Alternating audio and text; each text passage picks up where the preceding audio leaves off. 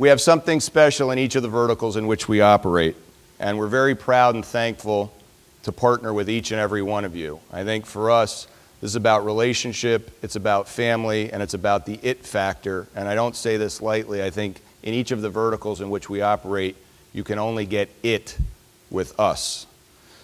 Let's start with medical office. You probably think of medical office properties as just a collection of assets that house doctor groups or hospital systems.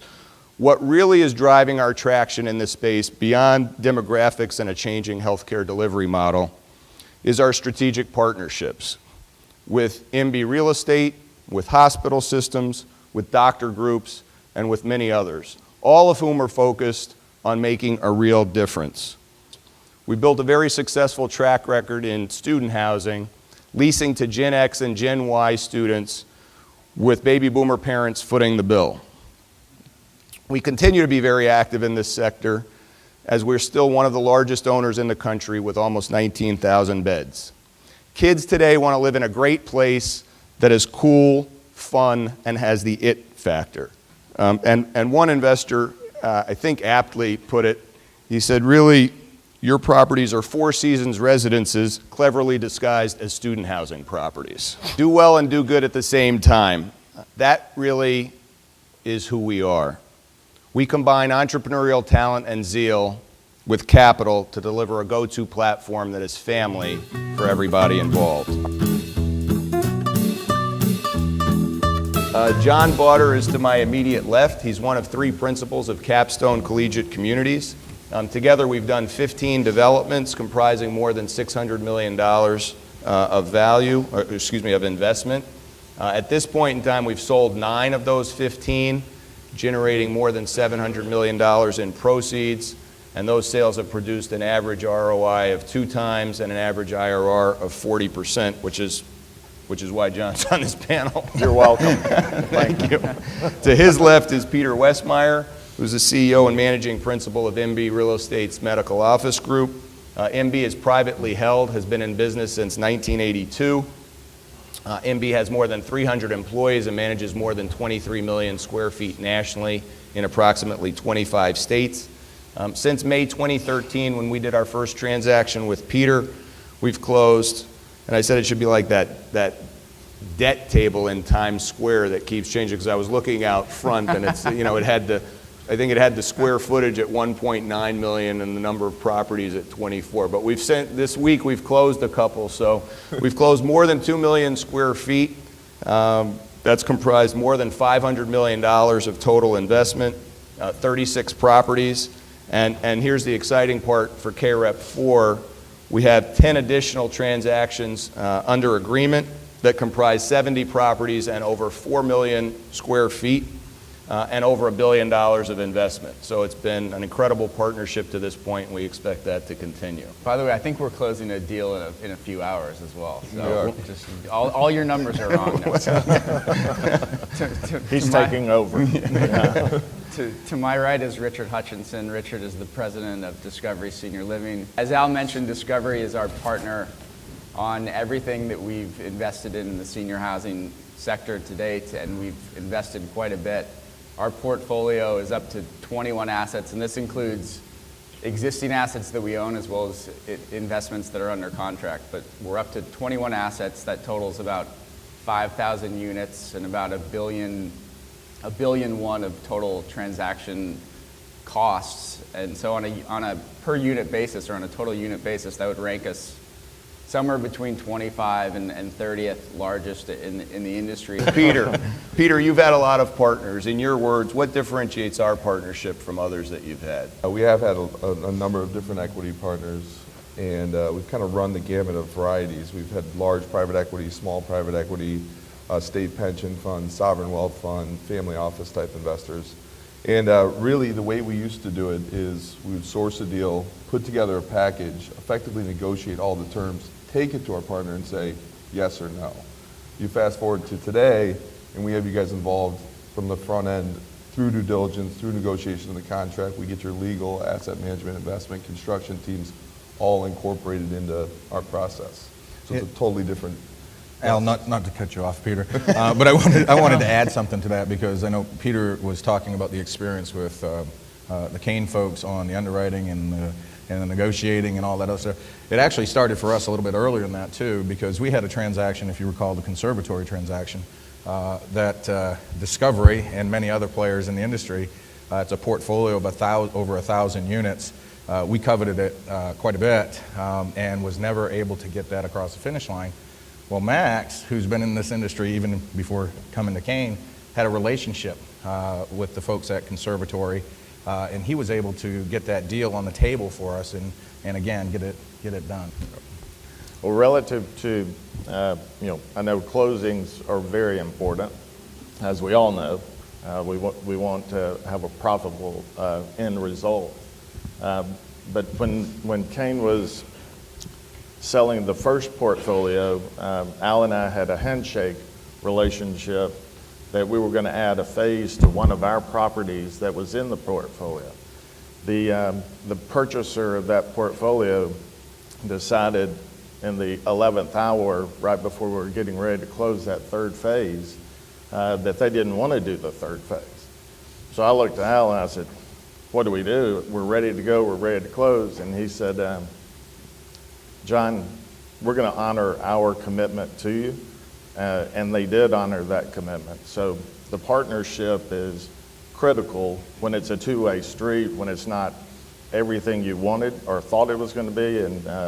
And Al and team did exactly what they said they were going to do. I would just say, following up on that, we had the only development that we've ever delivered late was a property in Boone, North Carolina that was being built last winter, and due to the horrific weather, we were not able to deliver it on time. And John and his team, Rob Howell and his partner, came in and said, hey, we're not going to be able to deliver this on time, and there are significant overruns, but that's why we do what we do. And so they completely stepped up. There was never a discussion about, us putting in capital, let's retrade the deal, let's figure something else out. We didn't anticipate that. So it certainly works both ways. We worked between the three of us the longest with Kane. And initially my team was going, oh my God, these guys are all over everything. They're in marketing, they're in management, they're in construction. But what is the result of that is now my team is excited to have them, because it creates a collaborative effort, and the end result is we get a better product, we get new ideas brought to the table, so it's turned out to be terrific.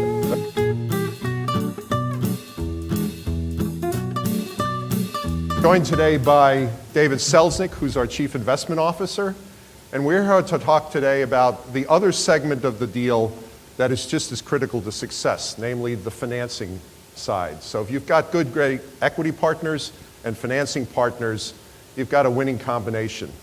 I work for a little housing finance company you may have heard of called Freddie Mac. I'm the Vice President of Production and Sales in our multifamily division.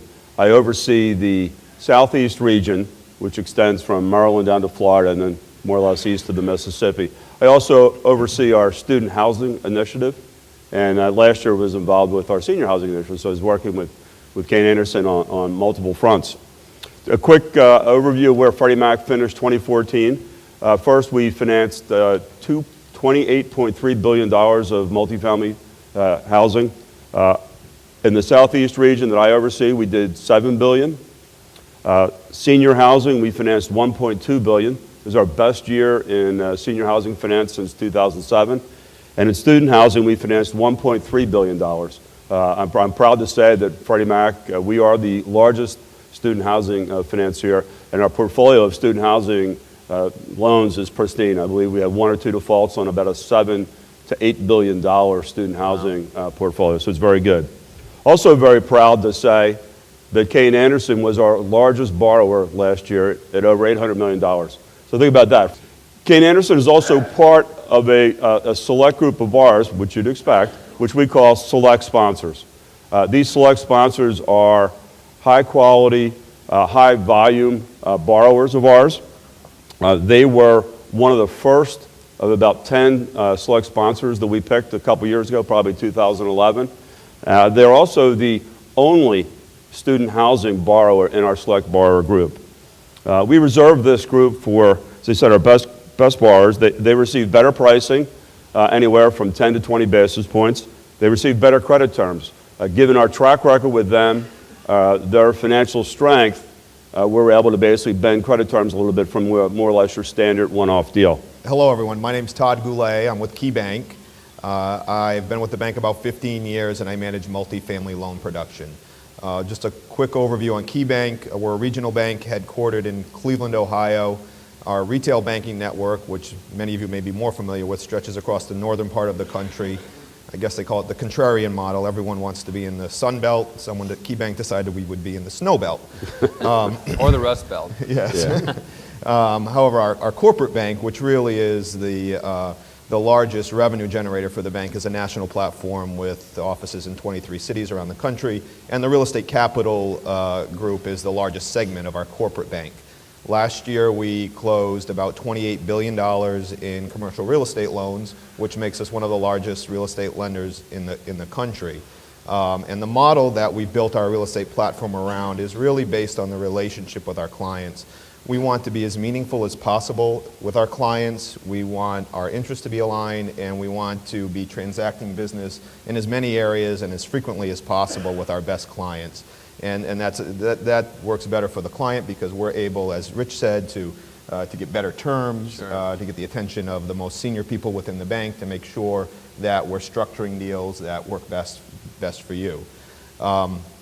I think the relationship with Kayne Anderson started in 2008, right? When Frank and Al were buying 2 properties in Lawrence, Kansas. We provided a $20 million loan there, and since then we've done $1.5 billion of loans together. Jeez. Which is 7 years. Tremendous to see the 6 growth years. that you guys have experienced, and great to be part of that. And last year, 2014 alone, we did $625 million of loans, making you the largest and most important client in KeyBank Real Estate Capital last year. Frank? Well, Not so bad. We did it. Little $20 million in 2008. Who would have expected to get to this point? My name is Jim Seymour. I run the healthcare real estate lending group for GE Capital. We do about $3.5 billion of financings a year. I think what differentiates us a little bit, and you'll get a sense for how we all kind of fit together here for a totality in terms of financing for Kayne, is we do almost all of our lending, we hold it on balance sheet. So of that $3.5 billion last year, almost $3 billion of it we actually held on our own balance sheet. Which gives us a lot of flexibility in terms of being able to take deals down of all shapes and sizes. And secondly, all we do is healthcare. I mean, so you heard Al and Richard talking this morning about certificates of need and Medicare and Medicaid. And we got people whose full-time jobs it is to make sure we understand that. And I think what that does is that helps us. We all talk about structuring a loan to a business plan. And we have unique insight into what these guys are trying to do in terms of the execution of their equity returns. And that gives us a lot more flexibility and understanding to take the risk we need to take to structure a loan to that. In terms of our relationship with Kayne, relative to these gentlemen, it's fairly new. I think we started together in 2013. We're doing all we can to catch up. You're doing a pretty good job. Actually, the first transaction we did together was a sale. You heard this morning about the Aston Garden sale. We have a small equity book, which we've been selling off over the last several years. And we met with I think it was actually in a hotel conference room in D.C. with Frank and with Al. And we'd never met them before. And they kind of went through the Kayne Anderson story. And they talked about their selection of partners. And it was one of the more exciting meetings I've had in a while. Because I think, one, held the properties and we felt like we had a buyer.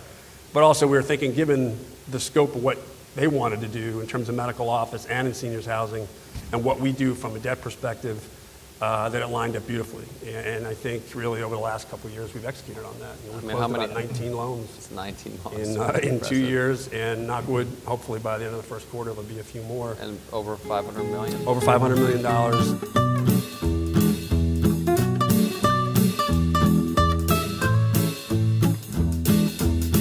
Started in 2007, Zagster has grown to be the premier bike-sharing service in the university and corporate campus space. Aaron Smith is the co-founder of the Young Invincibles, the largest youth advocacy group in the country. Through their efforts, the Young Invincibles were instrumental in shaping national legislation to allow for young adults to stay on their parents' insurance up to age 26. No small feat for a young organization. And last but certainly not least is Mark Flaherty, head of marketing at Interscope Records.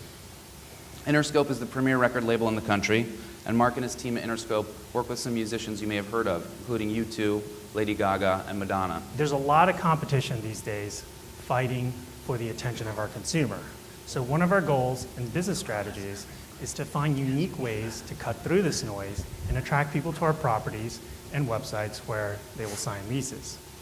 To achieve this, we're creating innovative strategies for our residents to foster that sense of community, generate buzz, and establish our properties as social hubs.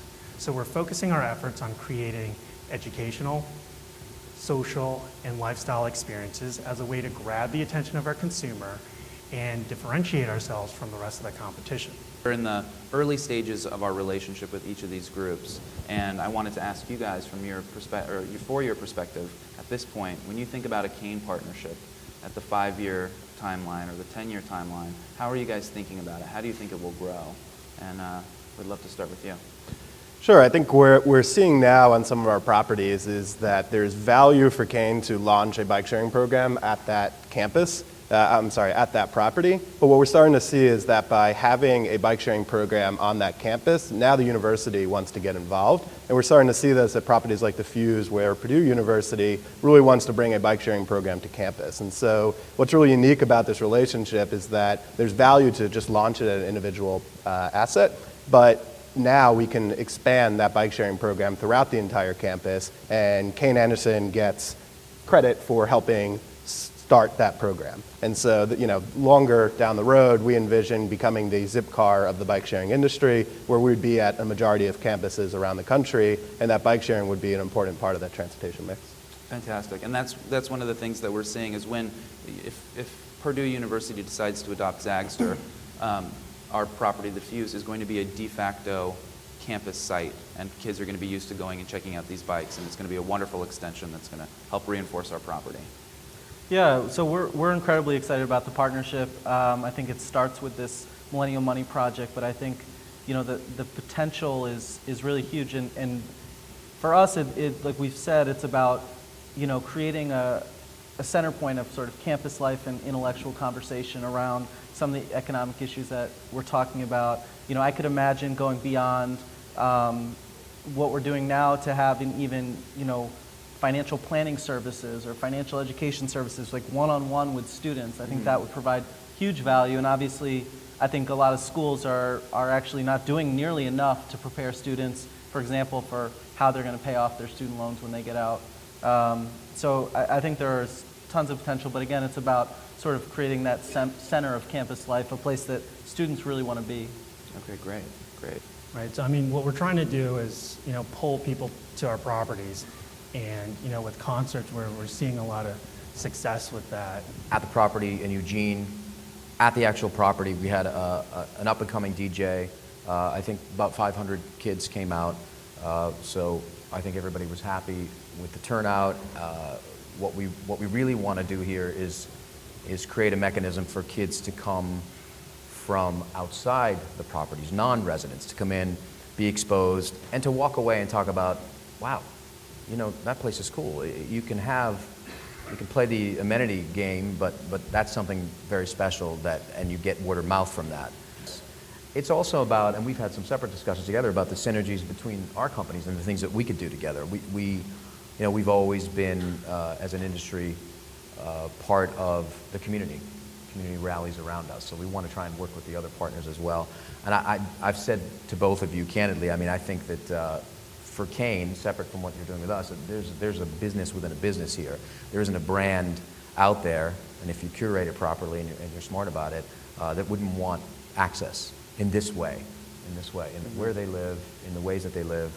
It's a no-brainer. Great. I'd like to thank, again, all of you for being here and for being our partners. I take tremendous pride in the fact that I know all of you and that I know most of our LPs, and it's very personal for us. We take it very seriously. We really enjoy working with all of you, and we look forward to years of partnership together. So thank you very much.